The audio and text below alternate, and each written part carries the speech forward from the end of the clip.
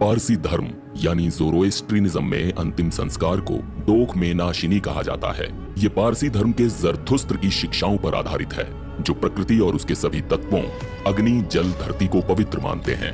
इसलिए शव को जलाया या दफनाया नहीं जाता। शरीर को एक विशेष स्थान, जिसे टावर ऑफ साइलेंस कहा जाता है, वहां ले जाया जाता है। ये टावर आमतौर पर ऊंची पहाड़ियों पर बने होते हैं, ताकि शव को खुले आकाश के नीचे रखा जा सके। शव को एक गोलाकार ढांचे यानी टावर ऑफ साइलेंस के ऊपर रखा जाता है, ताकि प्रकृति के तत्वों के जरिए उसका प्राकृतिक निपटारा हो सके।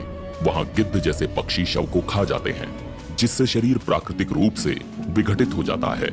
इसके पीछे मान्यता ये है कि शरीर को बिना कोई नुकसान पहुंचाए उसे वापस प्रकृति को लौटाया जाना चाहिए। जब गिद्ध शव का मांस खा लेते हैं, तब शरीर धीरे धीरे नष्ट हो जाता है और कुछ महीनों बाद जो हड्डियां बचती हैं, उन्हें टावर ऑफ साइलेंस के केंद्र में बने एक गड्ढे में रख दिया जाता है, जहां वो धीरे धीरे मिट्टी में बदल जाती हैं। ये प्रथा पारसी धर्म के मुख्य सिद्धांतों में से एक है, जिसमें प्रकृति के प्रति सम्मान दिखाया जाता है। पारसी अंतिम संस्कार की प्रक्रिया बड़ी ही सरल और शांतिपूर्ण होती है। सबसे पहले शव को नहला धुलाकर सफेद कपड़ों में लपेटा जाता है। इसके बाद शव को एक धार्मिक जुलूस के साथ टावर ऑफ साइलेंस में ले जाया जाता है, जहां पारंपरिक प्रार्थनाएं की जाती हैं।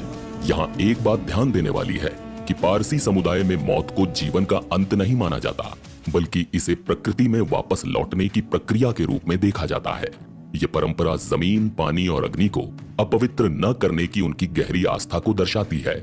इसे प्राकृतिक देहदान के रूप में भी समझा जा सकता है, जहां शरीर को पक्षियों और प्राकृतिक प्रक्रियाओं के हवाले किया जाता है।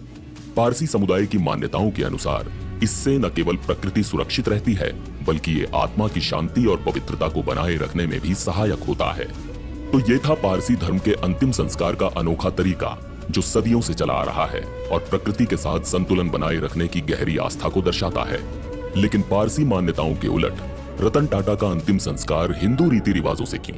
तो इसके पीछे सबसे बड़ी वजह है कि आधुनिक समय में गिद्धों की संख्या में भारी कमी आई है, जिससे पारसी अंतिम संस्कार की इस प्राचीन प्रक्रिया को चुनौती का सामना करना पड़ रहा है।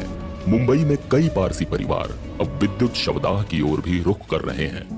टाटा सन्स के पूर्व चेयरमैन साइरस मिस्त्री की सड़क दुर्घटना में मौत के बाद उनका अंतिम संस्कार पारसियों के बनाए विद्युत शवदाह गृह में किया गया था।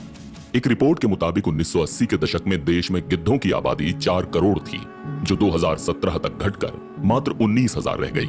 इसके चलते पारसी समुदाय के बीच अंतिम संस्कार का तरीका बदला। 2021 में हुए एक सर्वे के मुताबिक दुनिया में पारसियों की तादाद 2 लाख से भी कम है। इस समुदाय को अंतिम संस्कार की अनोखी परंपरा के चलते दुनिया भर में मुश्किल का सामना करना पड़ता है।